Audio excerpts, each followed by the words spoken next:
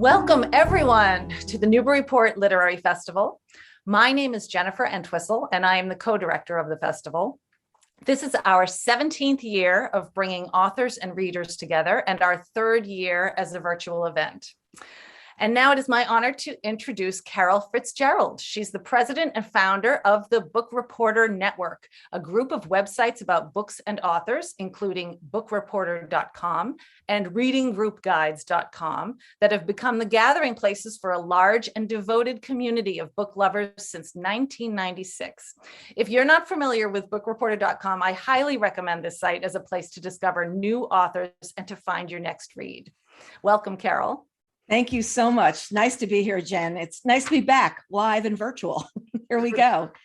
I am so happy to welcome our author guest, Jane Hanff Korelitz. We're going to be talking about her latest book, The Latecomer, which will be in stores on May 31st. And yes, we're going to be chatting a bit about the plot as well, which is a New York Times bestseller, the Tonight Show Summer Books winner, a Summer Books Club winner, and a Book Reporter Bets On selection. It's available in paperback on Tuesday. So if you have not bought the book yet in hardcover, just know your paperback opportunity is coming up. Jean's prior work, you should have known, was adapted by HBO as a series called The Undoing, starring Nicole Kidman, Hugh Grant, and Donald Sutherland. And an earlier book of hers, Admission, was made into a film starring Tina Fey and Lily Tomlin. Welcome, Jean. It's great to see you again. Hi, Carol. Nice to see you too.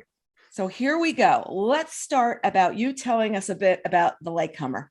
Okay, so just to go back to the title of this talk, an early look at The Latecomer, I just want to let everybody know that this is pretty much the first time I have talked about the book live. So you're going to get a perhaps less than mellifluous, less than mellifluence because I have bronchitis at the moment, but also because I'm not used to talking about the book. So I hope you won't mind if I practice on you and your audience. If something sounds awful or that it doesn't make sense, this must be a great time to hear about it. So The Latecomer was a book that I was writing in the years before the pandemic, also coincidentally the years before I wrote the plot. It was a complicated book, a big book, a lot of protagonists that I was following. A lot of storylines, a lot of really weird stuff in this book. It was an unwieldy book. It took a lot of attempts to get to the heart of it, to figure out what was wrong with it, why it wasn't working. And in the middle of it, I stopped and I wrote the plot in 4 months, which was a crazy, crazy thing to do. But one of the great things that happened as a result of writing the plot that quickly is that I was able to go back to The Latecomer, look at it again, and see everything that I had not been able to see before. So it looks to some people as if I just reeled off this 450-page novel in the last year since the plot was published. This is not true. It was a novel interrupted and then readdressed.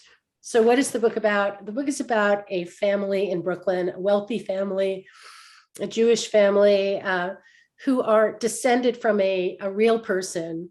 Of course, this is a fictional family, so they're not really descended from a real person, but the real person is a figure in 18th century Germany who was made a martyr by the locals back then, and then used 200 years later as an example to the German people about what should be done about the Jewish problem.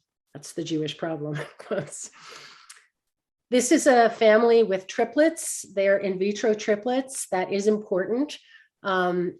These triplets hate one another. There's no real love in this family. There are many, many secrets. There are many agendas. And just as the triplets are about to escape, leave home, go away to college, their parents make the bizarre decision to have another child. And not just another child, but a child from a leftover embryo from the triplets. So this child is the same age in one sense as their siblings, but they have been on ice, literally on ice for 18 years. And the questions that I was asking myself were, why would a family do this? Mm-hmm. What would have to be going on in a family to make this seem like a good idea? Mm-hmm. But the other question was, what is it going to be like for that child when they figure out what the reality of their making was? Those were the two questions that really fueled it. Yeah. And it's, as you're sitting there looking, it's, okay, there are the three children. There's the one that comes later on. Is she a part of that family? Is she part of the triplets? What is really her role? And she doesn't come in until the very, this part of the book. We've got a lot of the rest of the story up here, but she's so pivotal in what happens. And we're not giving anybody anything away today, people. I've been very, very careful to dodge anything that could get you, going in the wrong direction. It's really interesting because I knew you made a hard stop on this book and to write the other book. And it was just that moment that I think that a lot of authors need to think about more is it's not working. So let me just walk away. And I think a lot of times people just keep going and it just never comes together.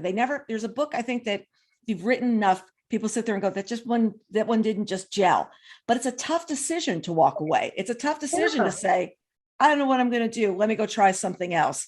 Yeah. As you started writing the plot, I know you wrote it in 4 months, but that story just pour forth at the same time, like less glitches? There were no glitches. I mean, there was one point in the writing of the plot where I thought things are not happening in the right order. I need to go back and go forward again. But that was nothing. That was a missed stoplight on the road to writing a novel. I have never experienced a writing situation like that. And frankly, I hope I never do again because of all the things that had to be happening in the world for that to be our situation. Yeah. I never, ever want any of us to go through what we've gone through in the last few years. But in my own case, it had me, literally hiding under the covers for 4 months in the spring of 2020. And this is what I did. Yeah. Hiding under the covers. I mean, sometimes literally hiding under the covers. Under the covers. Let me just keep writing. I wish I could credit my own wisdom with the decision to put this down and do this other thing. But in fact, it was purely the suggestion of my editor who said, stop. You are spinning your wheels here. You can't see the forest for the trees. You are backed in a corner. I'm going to throw all the metaphors in. You're backed in a corner. You're knocking your head against the wall.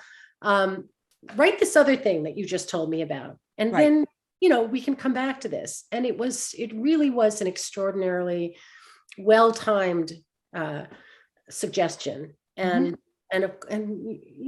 this is a woman who has shepherded how many novels into the world by how many writers. I'm sure that what she was seeing with this manuscript was something she had seen before, and her perspective and her wisdom, had a lot of authority for me. So I am endlessly grateful to my editor for saying, stop writing this novel. No, just back off. Just back off. Step away from the typewriter. Step away from the manuscript. The manuscript was getting longer and longer. I mean, when I tell you that in a previous draft, the Oppenheimer family was on a yacht sailing around the world. Okay. You'd be surprised by that? No, not really. No, well, I was literally going around the world without knowing. But I just want to assure everybody, yes, it's fun to reminisce about how lost I was. I am found now. Yeah. This novel is the right novel, written in the right way. I'm so happy with it. And I think that it's meandering is part of its story now.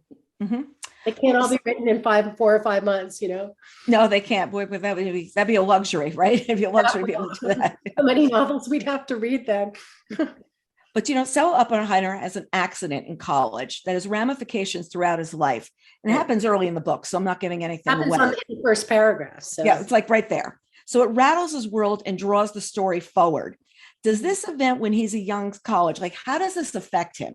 His whole life is sort of shaped over this first paragraph of what ended up happening. And you sort of set the stage on who he is. So let's just start there. Well, when I was in high school, I was dating somebody who died in an accident like this. And it was an accident in which 2 people died in the same car. And the man who was driving the car was not even injured. And that man became, I don't want to give any identified details, but he became a person in a profession that healed people. And I just, I wondered for years what his life was like. The people who had died were his best friend and his fiance. I mean, he must have been completely shattered. And there was another person in the card that I barely thought of over the years. And for some reason, this scenario came back to me at exactly the right time. And I handed it to this protagonist of mine, and it sent the novel in the direction that it was meant to go.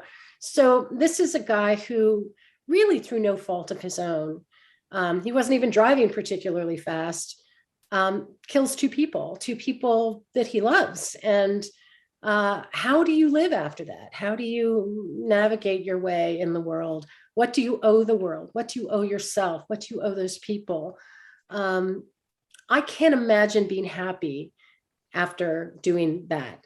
And he can't either, until one day something happens and he discovers that he is allowed to be happy, and that also changes his life. So it was really, handing this scenario to the character and watching him struggle with it, that was a very important part of creating the character. It's like a cold open. It's like you're sitting there going, wait, he's in this situation. Where's this going to take him from here? And you're right there with him at the beginning. He's very, very proud of his art collection, which is a big plot point within the book. Tell us about what he collects, because that is part of the story as well. It's just not every piece of art. It's very, very specific of what he's looking for. Well, he's a wealthy guy, and he comes from a family where art is something that people collect, but I think they collect it not so much out of the joy of the art itself, but as an investment for the future. I have to just pause here and say that this book encompasses two things that I'm always the most fearful to write about: money and art. I struggled through the money myself, but I had a very, very fortuitous friend to call on to help me with the art, and that was Steve Martin, who is a great art collector, in addition to a few other things he does, and maybe you've heard of his work. But he helped me to design the collection that this character assembles. Now, these are real paintings, and they are certainly not in a warehouse in Brooklyn the way they are in my novel. They're in museums all over the world, but hey, this is my novel. I get to do what I want. So the art that Sella collects is chosen not for future increase in value, not for prestige. He doesn't even want to share it with anybody. He collects purely because of the impact that certain art has on his inner life. And he is in search of solace because of his transgression. And this art in particular provides that solace. So in practical terms, the art that he's collecting belongs to the period just after abstract expressionism. It was a period that collectors were not that interested in until recently. So as I said to Steve Martin, this is a guy who's wandering around in the 1970s and 80s in particular, with a big checkbook. He doesn't care about the money. He's not interested in accumulating wealth. He is responding to the beauty and the solace of these images. So it ended up being people like Diebenkorn and Rouchet and Hans Hofmann, and a lot of painters I'd never even heard of that I learned about from Steve. But now to look at these artists, you see a dedicated wing in the Louvre or something. But at that time, you could walk into a gallery and say, I'll take that one, here's a check, put it in the cab and take it home. So it really was about that particular moment when you could do that and nobody would notice, because everybody was paying attention to Pollock and de Kooning and people like that. And interesting. Yeah. So you learned a lot. That's what I was going to say, because I was reading the notes at the end. You learned a lot about art at the same time, and you're taking the reader down that path as well. Yet his wife does not have the same attraction to these paintings at all. And when they leave to go to the warehouse, I think she's not as sad as one would think, that the art was leaving the house. No, she's not sad at all. And of course, there's another artist who is, again, a real person who becomes a character in the story. And this is not does not belong to that group of artists who have, become much more valuable in the last few decades. It's an outsider artist named Achilles Rizzoli, whom I adore, and I think it's been not paid too much attention to. And he becomes a very important part of the story. So there you go.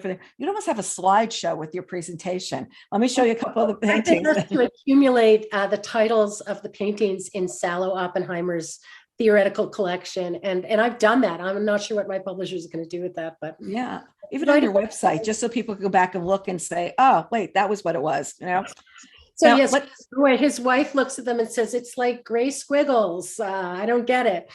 And he knows he can't share it with her, just like he knows he can't share anything with her, because nobody can forgive him as far as he's concerned. Nobody will understand him. So now we've got these triplets that are so different. They're so different. They don't like each other at all. I mean, she's not making this up. They really do not like each other. They're all pretty horrible in different ways. They're just, like really. More horrible than. Was one of them easier to write than the others? I mean, we've got two boys and a girl. Let's start with that. We've got Harrison Lewin and Sally. So was one easy to write than the other? I think Harrison was the most fun to write because he's such a nasty piece of work. He's like a baby conservative from the cradle. He rages against his progressive school in Brooklyn. He doesn't want to be indoctrinated. He doesn't want to be asked how he feels. He just wants to be taught. And all he can focus on is getting away from this kind of liberal milieu to go out in the world and meet his tribe. And he meets them in a very strange place, in an odd 2-year college, which is somewhat slightly based on a real 2-year college that has produced many, many important thinkers and writers, where he kind of connects with other people who are young, brilliant, and narcissistic, just like himself. So that was fun to write. I've always had a lot of fun kind of writing about people very different from myself. Sally is quite tormented because of some issues that she can't even admit to herself.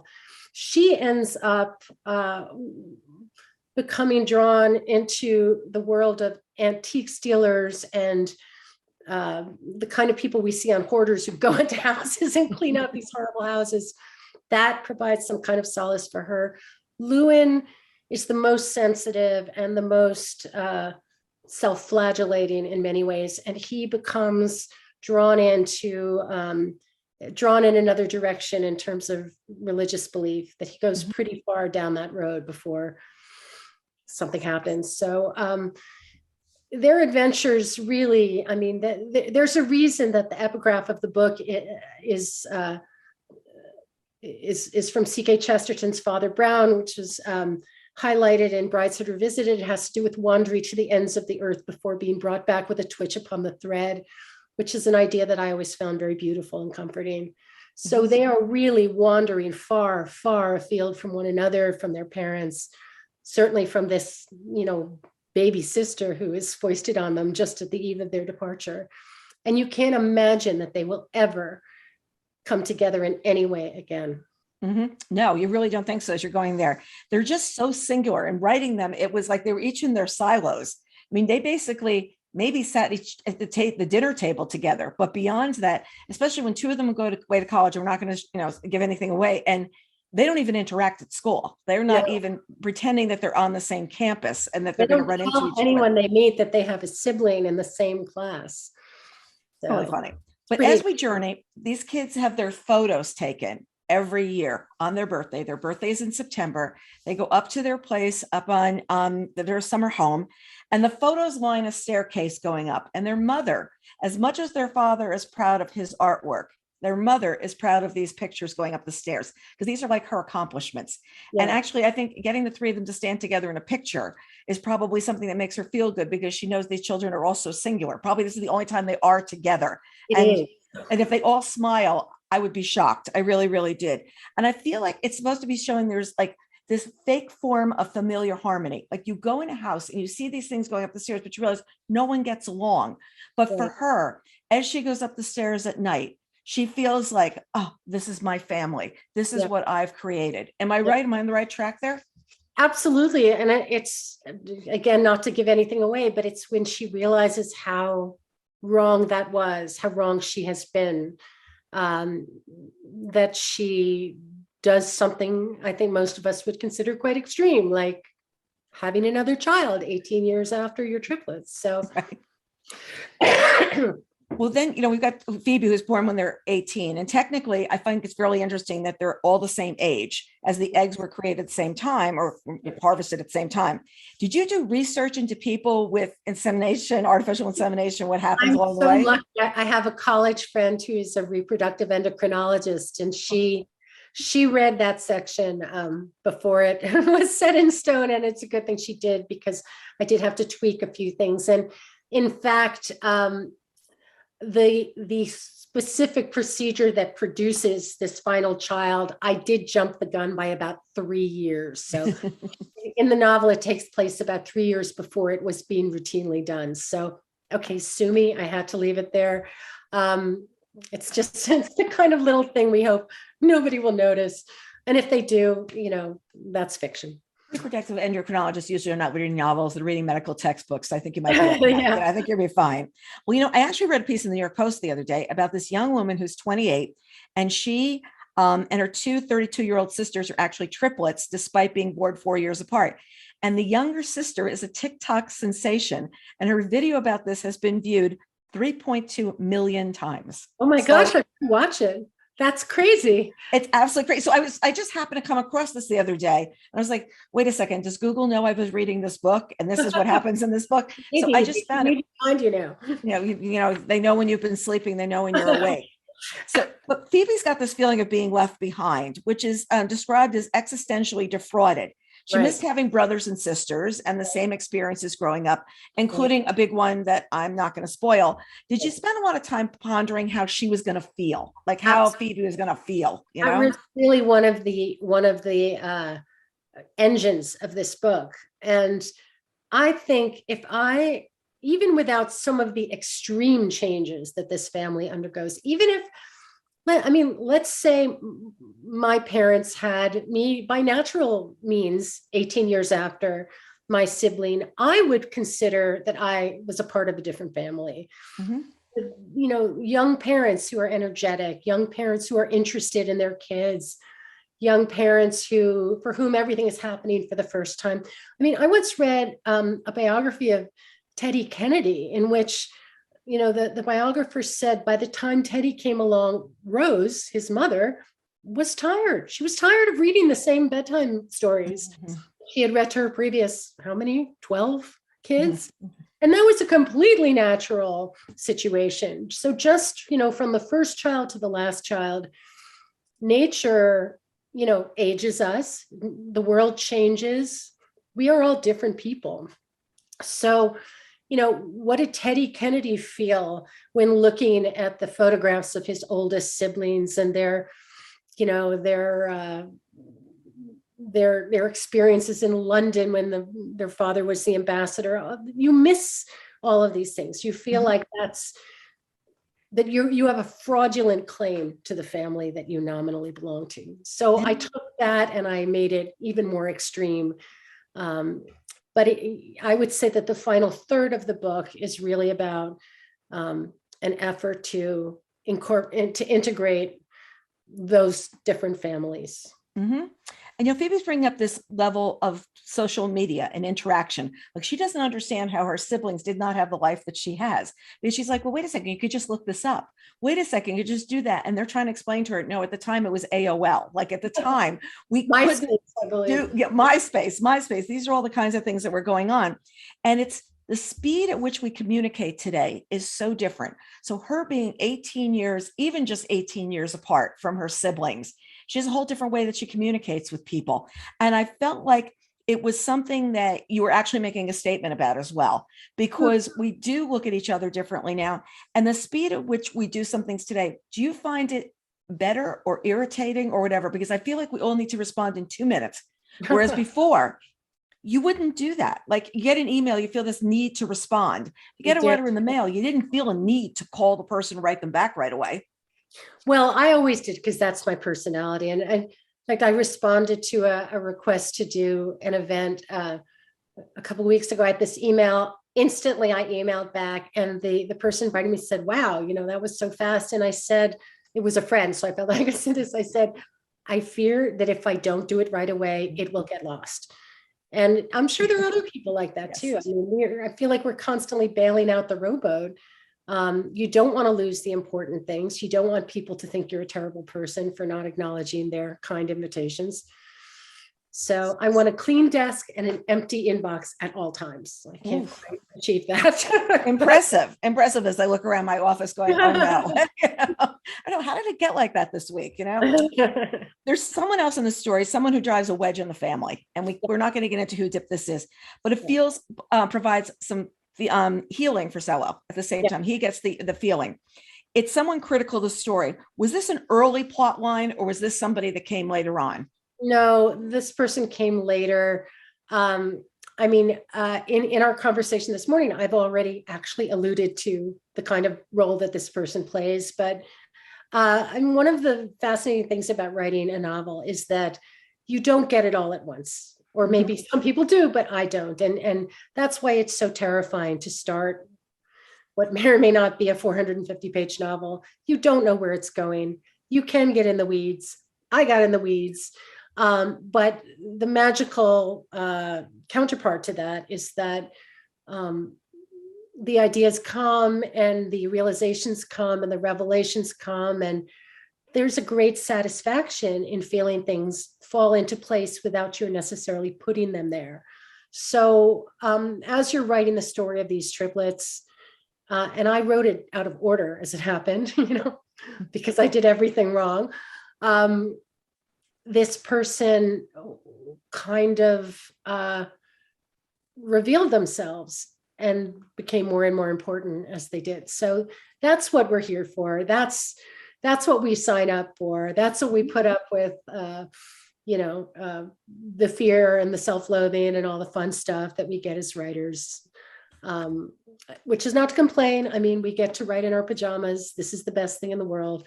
But not knowing whether 5 years of work is going to work is pretty tough to live stressful. With. Yeah, makes it a little stressful. Well, what I loved is you've got chapter titles and these quick wry descriptions underneath the titles of what's going to happen in each chapter. And I will love those. Were those always there, or did you have fun going back and writing those at the end? Because readers get to these, they're great. I think I kind of did them after I'd finished, because, again, the book kept changing. They were certainly fun. I mean, you can open your copy of the Latecomer. I actually don't have one with me. Pick one at random and read them. They harken back to the dawn of the novel, which is a period that I studied in college and loved. Early novels of the 18th century would often have these subtitles. It was just great because I say, and this is what's going to happen. Okay, it's called 213 Batch, Balch, in which Sally Oppenheimer is once more unsettled. So it's, okay, you don't know exactly what's going to happen. Oh, wait, she's going to her room at school, but what's going to happen to her when she gets there? So right. I just love those. I just love those. It's also helpful in a novel with 6 protagonists to give the reader a little bit of a lifeline and say, okay, this chapter is going to be about Harrison. This chapter is going to be about Lewin. So that's, you deserve that as a reader. You shouldn't have to struggle. I like this one, The Gift to Be Simple, in which Sally Oppenheimer experiences rapture by furniture. It's just, and I love that brown furniture was like not a good thing. I was like, oh, so much brown furniture. I know. Well, one of the interesting things about this book was that I kind of tossed into it as I set off many of my little idiosyncratic loves and fascinations. And I do love antiques, and I'm always out there scrounging around looking for brown. I like brown furniture, but brown furniture is deeply unvaluable, not valuable at the moment. And I find that interesting because I think the stuff that is valuable right now is just so ugly. But, I'm fascinated by Mormon history. That's in here. I'm fascinated by right-wing politics. That's in here. I like hoarders. That's in here. So there's a whole lot of stuff in the book.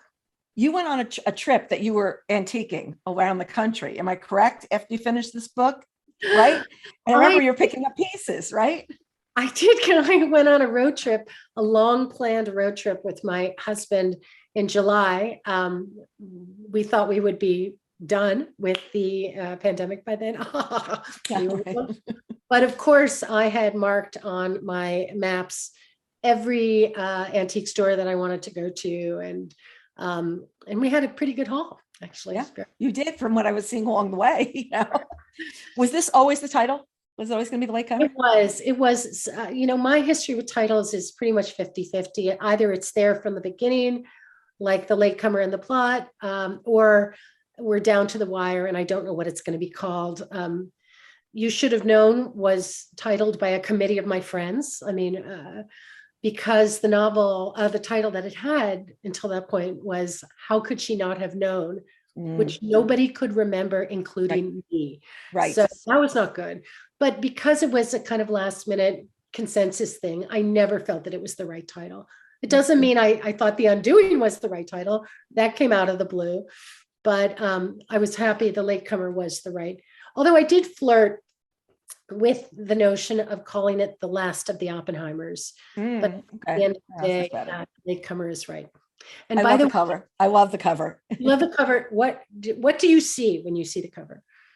Oh, I see the test tubes. I see the flowers. I see the flowers first. Right. I see the flowers that have already bloomed and are like a little crumbly. And then this one getting ready to burst forth. And then the test tubes. Did I see right? No, that's right. The title, I saw last. Yes. And we had a whole conversation about whether there should be thorns. Oh, yes. But we felt there really had to be thorns. There had to be thorns, definitely. Because these are very thorny children. They're so thorny. Oh my God. Thorny children. So, okay, I remember when you're watching The Undoing and you came on, and the last episode you said, can't wait to see how it ends. That's right. Which was really funny to me because it wasn't like your plot as well. What's the latest on the adaptation of the plot? Is there anything moving ahead, or are we in that usual Hollywood spit starts? The reading room is open. I am visiting it virtually next week. I'm so excited to see the writers and talk to them.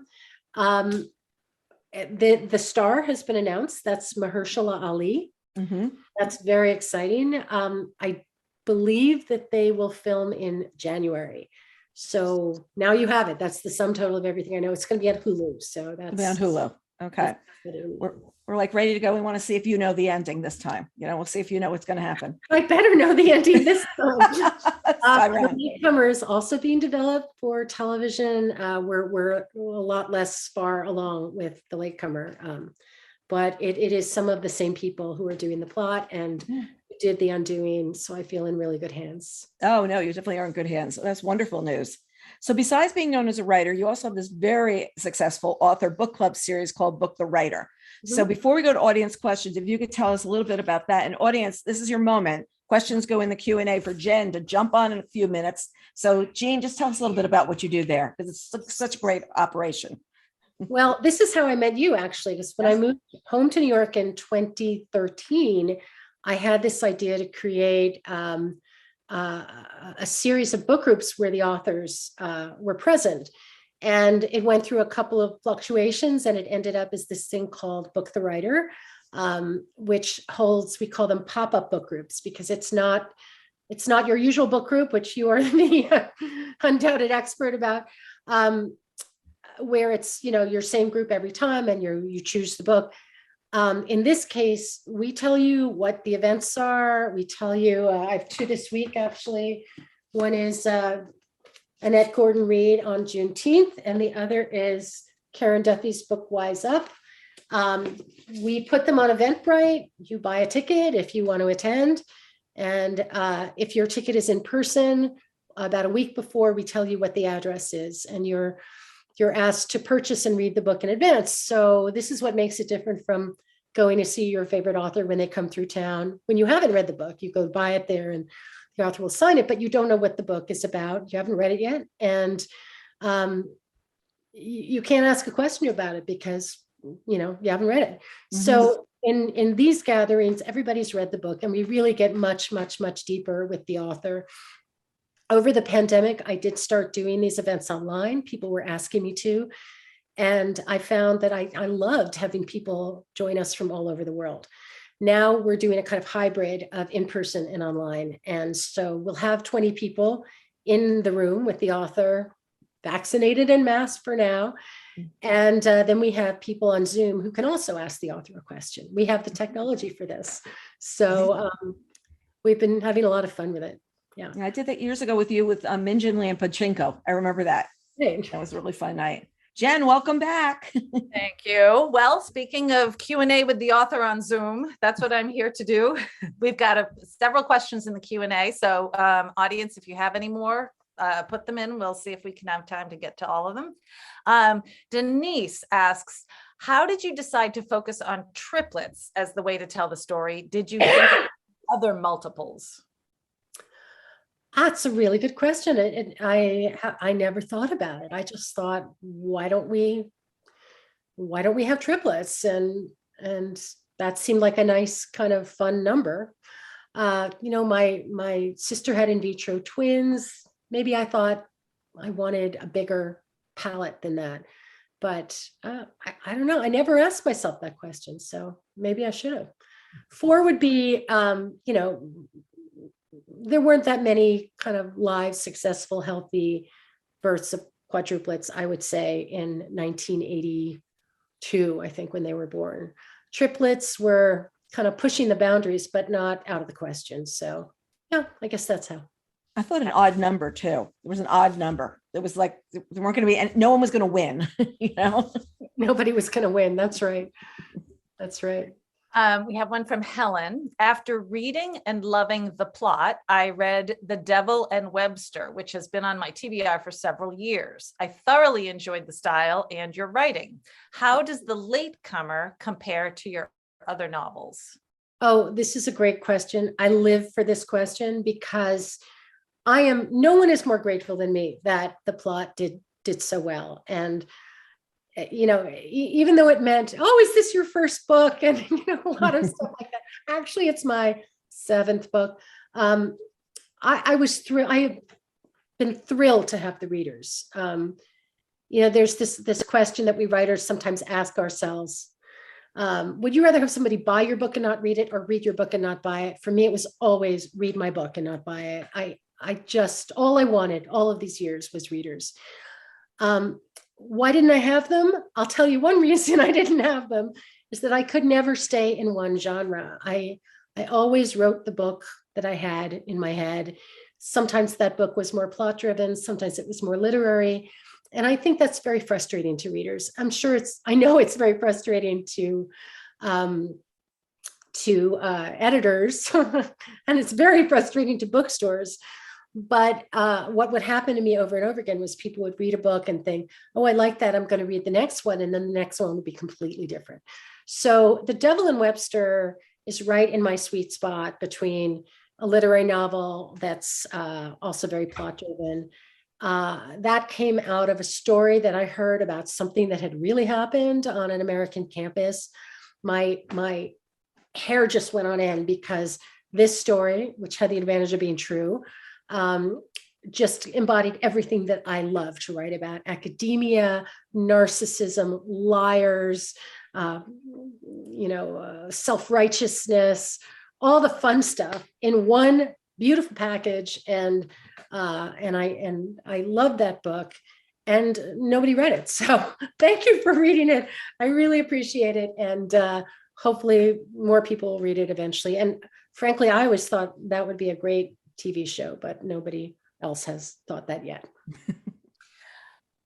Meg says, I listened to the audiobook of the plot, which was great. I did too, and I thought it was an excellent version. Did you have input into the narration, and do you ever listen to your books on audio? Not only do I love audiobooks. I listen to them constantly. One of the really sad things about most of my career is that I didn't get audiobooks, and I've been so thrilled that I think the last 4 have been recorded. I did get to choose the narrator of the plot. This goes back to my love of Mormon history. The narrator I chose is a Mormon actor whose film work I've seen a lot. He's also a really good audiobook reader. And I thought he did a really good job. And I have just listened to the audiobook of The Latecomer, and it is spectacular.